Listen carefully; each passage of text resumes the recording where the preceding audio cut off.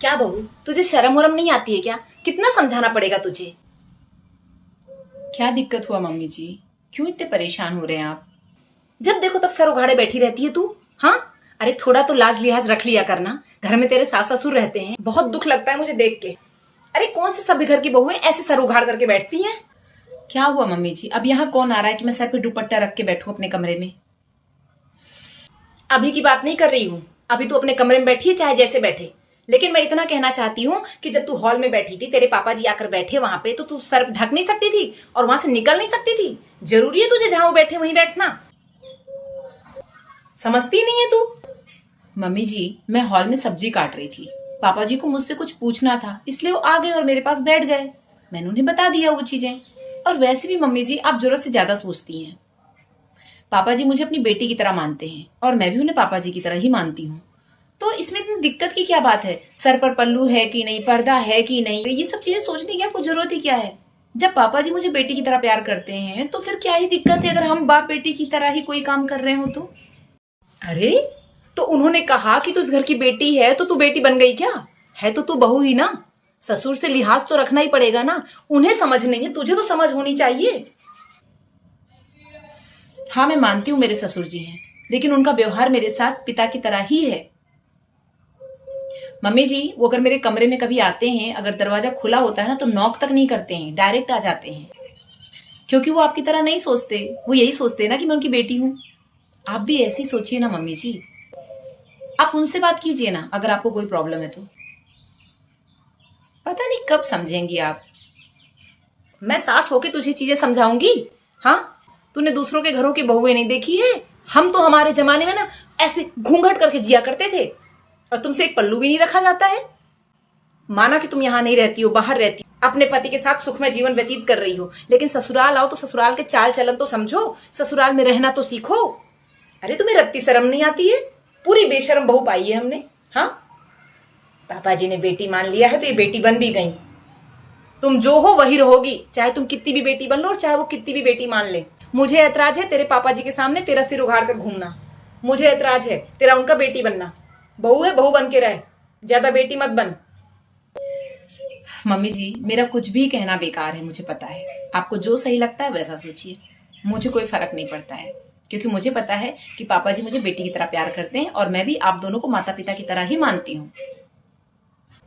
अरे तो अच्छी बात है ना कि उनके मन में मुझे लेके इतना प्यार है। जबरदस्ती ये सब चीजें करने की क्या जरूरत है? अरे क्यों ना खराब लगेगा मुझे? जैसी सब बहुएं रहती वैसी रहना होगा तुझे। ध्यान रख इस बात का तू। मैं दोबारा ऐसे ना देखूं तुझे। अपने कमरे में तुझे जैसे रहना रहे, लेकिन जहां वो आते हैं वो बात करते वहां से हट जाया कर। और ध्यान से रहा कर, उनके सामने सर से पल्लू नहीं गिरना चाहिए तेरा। किससे पर्दा करना है मुझे? अगर पर्दा उन्हें करवाना होता तो वो खुद इस तरह आकर मुझसे बात नहीं कर रहे होते। और आप जानती हैं दुपट्टा मेरे गले में था। अब पर्दा करके तो मैं उन्हें मोबाइल नहीं सिखा सकती ना। आप भी ना मम्मी जी, क्या रोज वही बातें लेके शुरू हो जाती हैं? पापा जी अगर मुझे बेटी की तरह मानेंगे तो मैं भी उन्हें पिता की तरह ही मानूंगी। आप बने रहिए सास, आपकी अपनी इच्छा है। क्या ही समझाऊं मैं इन ससुर और बहू को। दोनों बाप बेटी बनने पे तुले हुए हैं। दिमाग खराब करके रख देते हैं मेरा। ना रीति ना रिवाज ना रस्में, सबकी धज्जियां उड़ा दी है बेशरम बहू कहीं की।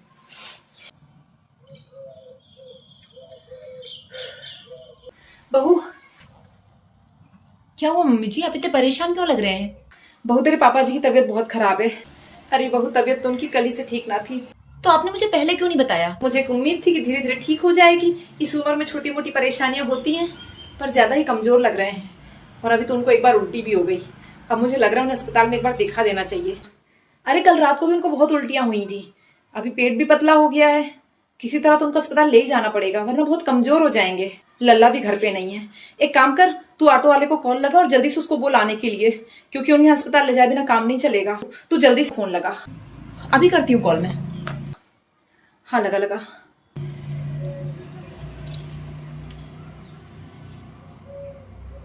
मम्मी जी, रिक्शे वाला तो फोन नहीं उठा रहा है।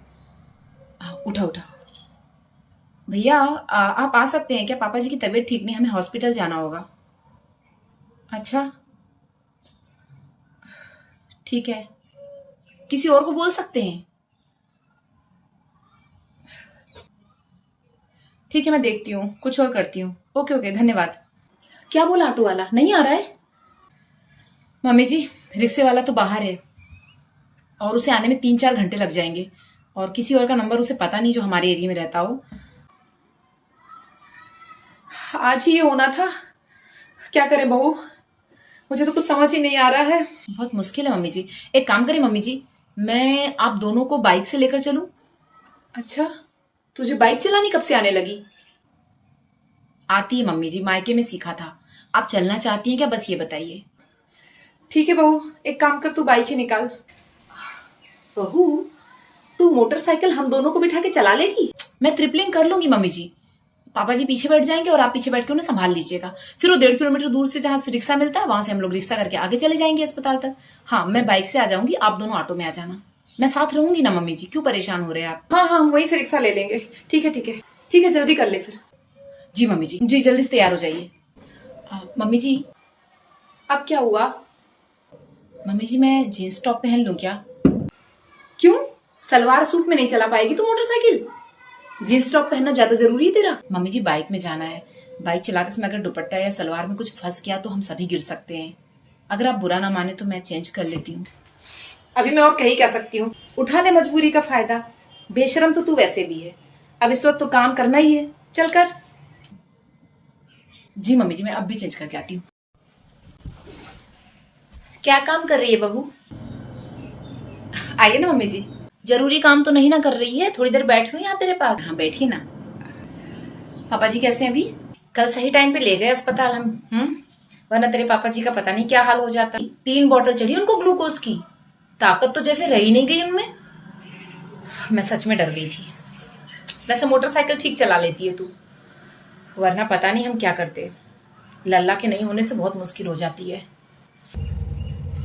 वैसे बहू, तुझे वो आंटी याद है जिससे सुबह अस्पताल में मैंने तुझे मिलवाया था? हाँ हाँ, एक आंटी थी आपके पास खड़ी, कुछ दुखी सी लग रही थी और पता नहीं क्यों मुझे घूर घूर के देख रही थी। अरे तो कौन नहीं घूरेगा तुझे, जब किसी को पता चलेगा तू हमारी बहू है, बेटी नहीं, और ऐसे रह रही है जो रहन सहन बहू का नहीं होता बेटी का होता है, तो किसी को भी लगेगा ना अटपटा, इसीलिए घूरती रही होगी। पर वो सदमे में क्यों थी मम्मी जी? मतलब ऐसा क्या कह दिया था उनसे आपने? हाँ, तो तू जब ऑटो से संभाल के अपने पापा जी को उतार रही थी ना, तेरा व्यवहार जो था, तेरा तौर तरीका जो था, तो उस वजह से वो सोच रहे थे कि तू हमारी बेटी है। अरे कह रही थी वो मुझसे कि आप किस्मत वाली हो जो आपकी बेटी आपके साथ है अभी तक, हमारे तो कोई देखने वाला नहीं है, बेटा उसका भी बाहर गया हुआ है, और बहू मजाल घर से बाहर कदम रखे, यहाँ तक पर्दा करती है, यहाँ तक ससुर जी के सामने सर पूरे टाइम ढका रहता है, घर का पूरा काम संभालती है। पर बेचारे बूढ़ा बूढ़ी बहुत परेशान हो रहे थे। अब बेटियों जैसी सेवा कोई कहाँ कर सकता है ना? खैर, हमने कहा अब हमारी किस्मत ही खराब है, क्या कहें, हमारी बहू ऐसी ही है जैसी आप देख रहे हो, इसीलिए घूरती रही होगी। किसी ने कहाँ देखी तेरे जैसी बहू, बेशरम बहू जिसे सर पे पल्लू रखा ही नहीं जाता। और कल तो तूने हद ही कर दी थी, पल्लू भी छोड़, जीन्स टॉप पहन के घूम रही थी तू है? सबकी बहुएं लाज लिहाज वाली हैं, संभाल के चलती हैं घर को और घर में ही रहती हैं। बस मेरी किस्मत फूटी है जो मुझे तेरे जैसी बहू मिली है। मम्मी जी, आपको एक बात बताऊं, वो मुझसे भी थोड़ी देर बात की थी। अच्छा, कब आई थी बात करने तुझसे? जब मैं पापा जी के लिए दवा लेने गई थी ना, तो वहां लाइन में वो भी लगी हुई थी। और पता मम्मी जी उन्होंने मुझसे क्या कहा? कहने आई होगी कि बेटा ढंग से रहा कर, पहन ओढ़ के। उन्होंने मुझसे कहा कि मेरे सास ससुर बहुत किस्मत वाले हैं जो उन्हें एक बेटी जैसी बहू मिली है, क्योंकि बेटियां तो हर बात पे अपने ससुराल से आकर ना माता पिता का ख्याल नहीं रख पाती, मगर अगर एक बहू बेटी जैसी हो जाए तो सास ससुर की किस्मत बहुत शानदार हो जाती है, क्योंकि वो उनकी बेटी की तरह उनका ख्याल रखती है। बहुत खुश थी वो मुझे आप लोगों के साथ देखकर, क्योंकि वो तो मुझे आशीर्वाद दे रही थी कि हर सास ससुर को ना मेरे जैसी प्यारी बहू मिले, जो बहू जैसी नहीं बेटी जैसी हो। क्या पता मम्मी जी, वो कहने की कोशिश करती रही हूँ कि काश उनके पास भी मेरे जैसी बेशरम बहू होती। नहीं मम्मी जी? हाँ,